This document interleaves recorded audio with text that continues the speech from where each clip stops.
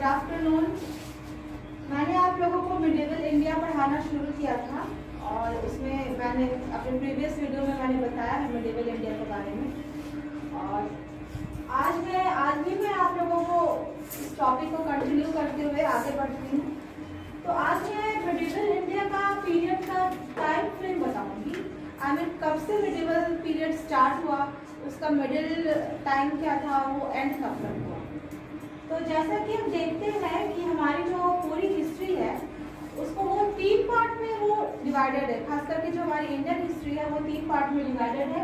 Ancient history, medieval history and modern history. इसको हम ancient time भी कहते हैं, एंशिएंट पीरियड कहते हैं, मिडिवल पीरियड कहते हैं और मॉडर्न पीरियड कहते हैं।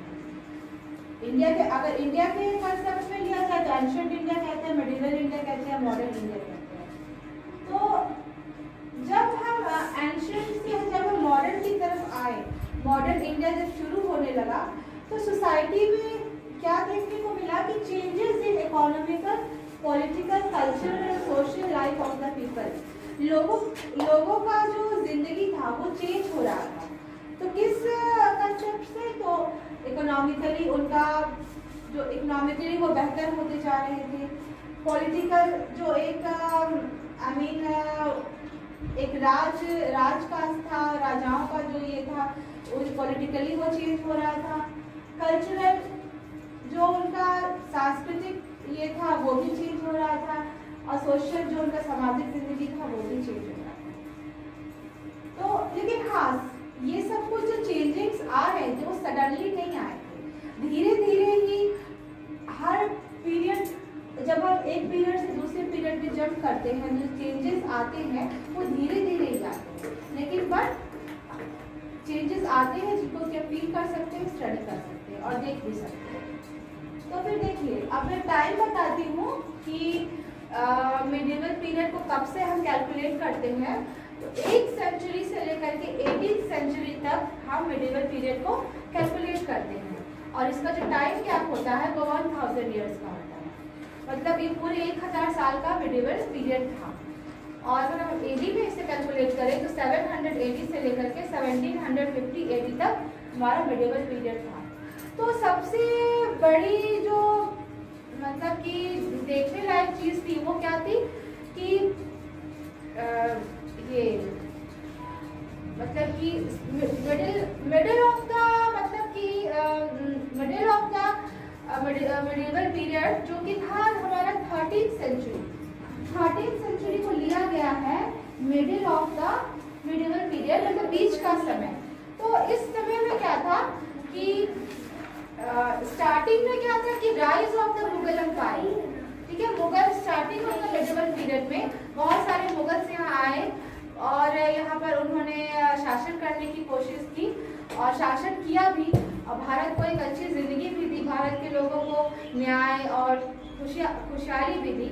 लेकिन 13th सेंचुरी के बाद क्या हुआ कि downfall of the Mughal empire होने लगा। जो मुगल एम्पायर था और अकबर के बाद के राजाओं ने मुगल्स को एम्पायर को उतने अच्छे से नहीं संभाला।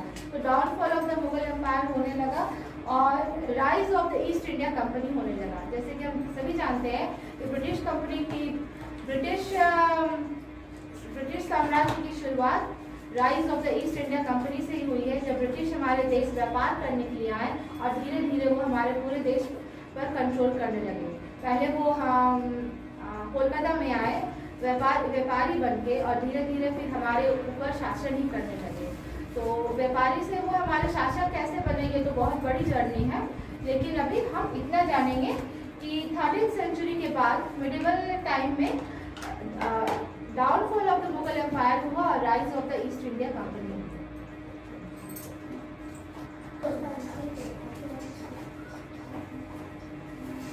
नेक्स्ट मैं बताती हूँ कि some features of the medieval period। तो इसकी खास बातें क्या थी मिडिवल पीरियड की?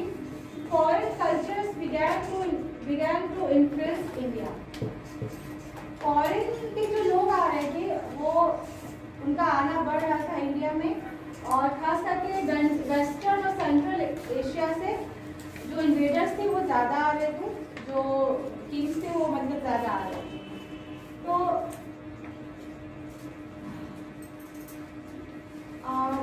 हिस्ट्री जो है वो आर्कियोलॉजिकल एविडेंसेस से पढ़ी जाती है। तो मिडिवल पीरियड के जो एविडेंसेस है वो आर्कियोलॉजिकल भी है, एपिग्राफिक भी है, न्यूमिस्मैटिक्स भी है और लिटरेरी भी है।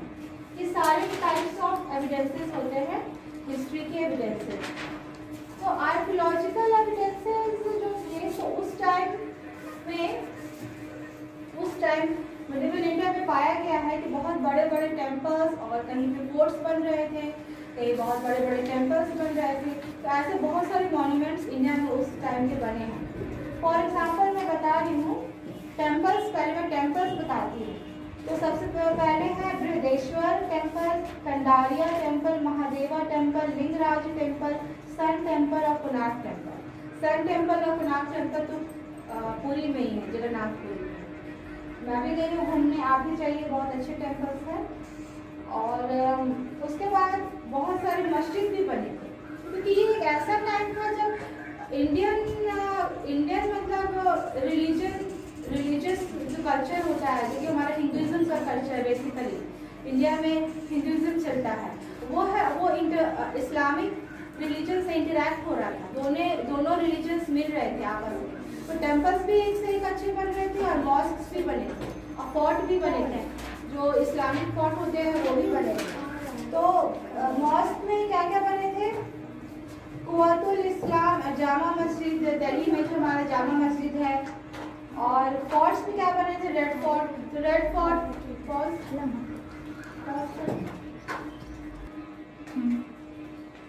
इसके बाद रेड फोर्ट तो दोनों ही जगह है, आगरा रेड फोर्ट है, दिल्ली रेड फोर्ट है, चित्तौड़ फोर्ट है, टॉम आगरा।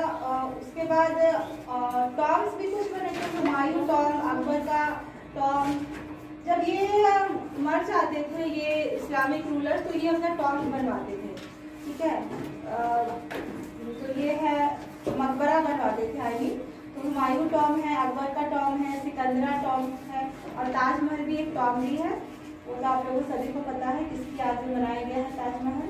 और बहुत बड़े बड़े पैलेसेस भी बने थे उस वक्त, जो खास करके राजस्थान के जो शासक थे वो लोग राजपूताना, वो लोग बहुत बड़े बड़े पैलेस बनवाते थे। और उनका पैलेसेस का नाम है Jodhpur palace, Jaisalmer palace, Meena. Okay, अब मैं आप लोगों को बताती हूँ कि एपिग्राफिक क्या होता है, एपिग्राफिक एविडेंसेस कैसे कलेक्ट करते हैं और कैसे उन्हें स्टडी किया जाता है। तो एपिग्राफिक एविडेंसेस जो होते हैं वो इंस्क्रिप्शंस, कार्व्ड और स्टोन्स एंड कॉपर मेटल्स होते हैं। उस समय के पत्थरों में खुदाई कर करके जो लिखित भाषा होती थी, वो जिस भाषा में भी लिखते थे, या तो संस्कृत भी हो, चाहे पाली हो, या किसी भी भाषा, हिंदी में लिखते थे या अरब में लिखते थे, लेकिन कार्व्ड और स्टोन्स एंड कॉपर मेटल्स होता था, तो उनको पढ़ा जाता था और उनसे जो नॉलेज मिलता था वो फिर हमारे हिस्ट्री में आता था। तो इसे ही एपिग्राफिक बोलते हैं। अब एक और है न्यूमिस्मैटिक एविडेंसेस।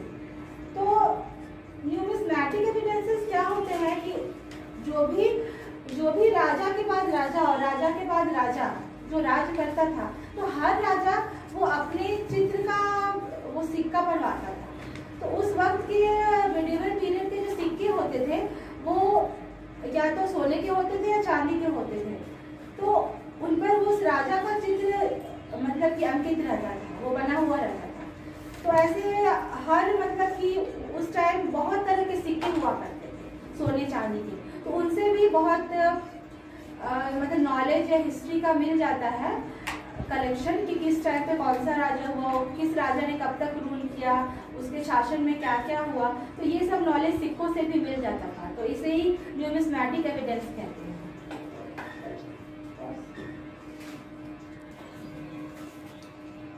नेक्स्ट है हमारे लिटरेरी सोर्सेज। तो मैं ये बताती हूँ कि लिटरेरी सोर्सेज जो है वो middle of the medieval period 13th century के बाद से ही स्टार्ट हुए, क्योंकि 13th सेंचुरी के बाद से ही paper was the main source of writing for the literary evidences. Then तो 13th सेंचुरी से पहले जो थे वो writing writing evidences, literary evidences नहीं मिलेंगे because paper was not available at that time. तो लिटरेरी सोर्सेज में क्या था कि आपको लिटरेरी सोर्सेज मिलेंगे किस फॉर्म में, तो ऑटोबायोग्राफीज में, official records, chronicles, religious text, historians and accounts of foreign travellers. बहुत सारे फॉरेन ट्रेवलर्स, विदेशी व्यापारी या घूमने आए तीर्थंकर आप जिसे कह सकते हैं, वो ऐसे आए भारत में जिन्होंने भारत में कहानियाँ लिख के वो चले गए। उन्हें जैसा महसूस किया उन्होंने भारत को, ओके, उनकी अपने परसेप्शन से, उनके दृष्टिकोण से उन्हें भारत जैसा लगा, सोशली भी और आई मीन इकोनॉमिकली या फिर प्राकृतिक रूप से नेचुरल भी उन्हें, क्योंकि भारत में उस वक्त नेचुरल ब्यूटी भी बहुत था। तो उन्होंने जैसा देखा, जैसा महसूस किया, उन्होंने अपने ऑटोबायोग्राफीज में लिखा है, इसे क्रॉनिकल्स में लिखा है। तो ये सब एविडेंसेस मिलते हैं। अच्छा, लैंग्वेज उस वक्त कौन सा यूज होता था? तो संस्कृत तो था ही, क्योंकि स्टार्टिंग से हमारे इंडिया का तो लैंग्वेज संस्कृत था ही, बट पर्शियन और अरेबिक, क्योंकि फॉरेन ट्रैवलर्स आ रहे थे, अरब से आ रहे थे, वेस्टर्न एशिया से आ रहे थे, तो बहुत सारे राइटर्स ने अरेबिक और पर्शियन लैंग्वेजेस में भी उन्होंने अपनी स्टोरी को लिखा है। अगर हम कुछ रॉयल ऑटोबायोग्राफीज की बात करें तो एक फिरोज शाह तुगलक, एक इस्लामिक रूलर था फिरोज शाह तुगलक, जिसने की उसने अपने ऑटोबायोग्राफी, उसके ऑटोबायोग्राफी का नाम था फिरोज शाही, फुतुहत ई फिरोज शाही, उसके ऑटोबायोग्राफी का नाम था। उसने उसमें लिखा है, टर्किश में उसने लिखा है, उसने अपने मिडिवल इंडिया के बारे में बहुत अच्छे उसने इंफॉर्मेशन दिया है। और इसके बाद हम क्रॉनिकल्स भी मिलेंगे, ऑफिशियल रिकॉर्ड्स भी मिलेंगे। ओके,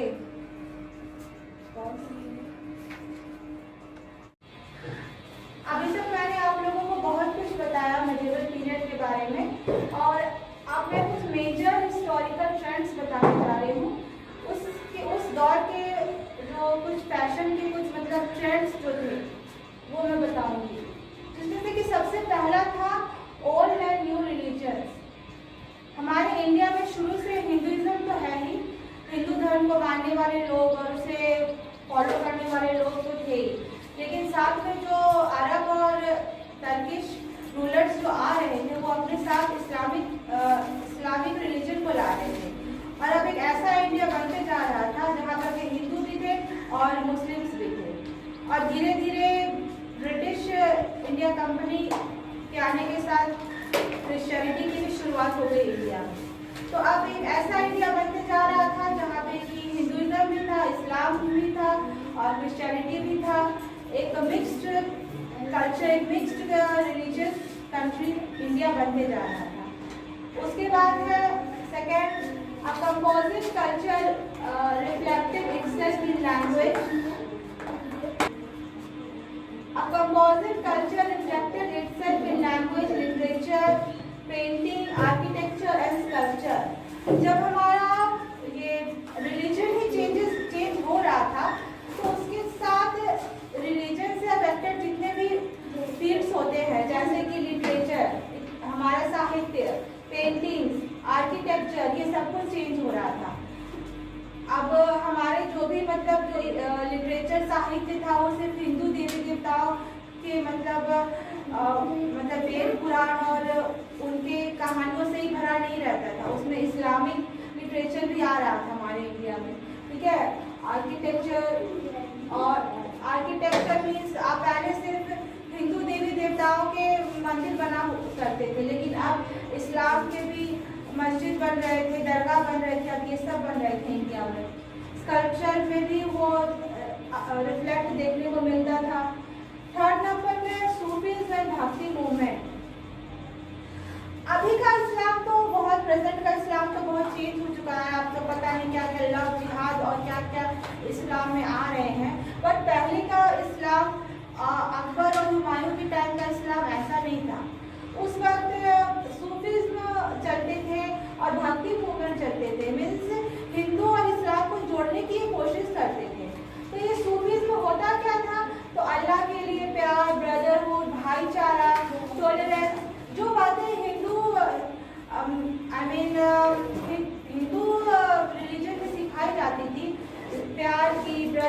भाईचारे की, टॉलरेंस, यूनिटी ऑफ गॉड, मतलब अनेकता में एकता की जो बातें थी वो वही बातें अब इस्लाम में भी सिखाई जाती थी। तो इस्लाम की ये जो मतलब कि इस्लाम की जो ये सब ट्रेंड था लव और ब्रदरहुड वाला, उसको सूफीज्म कहते थे। और हिंदू में जो देवताओं और मतलब कि देवताओं द्वारा सिखाई गई प्यार और भाईचारे की कहानी को भक्ति मूवमेंट करते थे। उसके बाद चौथा बात था social, economical and political changes. तो सोशल, सामाजिक तो चेंजेस हो ही रहे थे, इकोनॉमिकल भी चेंजेस हो रहे थे और पॉलिटिकल भी चेंजेस हो रहे थे। तो सोशल चेंजेस क्या हो रहे थे कि उस वक्त बहुत सारे सती प्रथा और पॉलीगैमी, पर्दा सिस्टम और सती, ये 3 ऐसे सिस्टम थे उस वक्त अराइज हुए थे मुगल एम्पायर के दौरान। पॉलीगैमी मतलब मुसलमानों में एक से ज़्यादा पत्नी रखने की वो चलन प्रक्रिया शुरू हो गई थी। वो लोग एक से ज़्यादा, क्योंकि राजा महाराजा तो रखते ही थे एक से ज़्यादा पत्नी। अब साधारण जो मतलब युवक थे, साधारण जो इंसान थे, मर्द थे, वो भी एक से ज़्यादा पत्नी रख रहे थे, इसको पॉलीगैमी करते थे। और फिर पर्दा सिस्टम मतलब मुसलमानों में तो था ही पर्दा सिस्टम, अब तो हिंदुओं में भी पर्दा सिस्टम शुरू हो गया था। हिंदू जो औरतें थी, जो राजपूताना औरतें थी, वो लोग भी अपना चेहरा ढक कर रखने लगी थी। और पर्दा सिस्टम के रखने के हिंदुओं में शुरू होने के कई कारण थे। इससे एक तो था कि पर्दा सिस्टम के होने से जो औरतें थी वो मुसलमानों से अपने आप को सेफ मतलब फील करती थी। और अगर कोई औरत बहुत ज़्यादा खूबसूरत है तो उसे सब बुरी दृष्टि से देखते थे, तो पर्दा सिस्टम से वो अपने आप को बचाती थी। और था सती प्रथा। सती प्रथा क्या था कि अगर हिंदुओं में अगर किसी का पति मतलब कि पत्नी के जिंदा रहते अगर किसी का पति मर जाता था, तो जब उसे आग देते थे उसके पति को, तो उसके साथ उसकी पत्नी को भी उसी आग में जिंदा जला देते थे। तो इसी को कहते थे सती प्रथा। तो ये तो एक बहुत ही बुरा प्रथा था। किसी भी औरत को जिंदा जला देना, ये कहाँ तक का मतलब इंसाफ है, किस धर्म में लिखा है? इंसानियत के नाते ये कहाँ तक सही है कि किसी भी स्त्री को उसके पति के साथ ही मरे हुए पति के साथ जिंदा जला देना?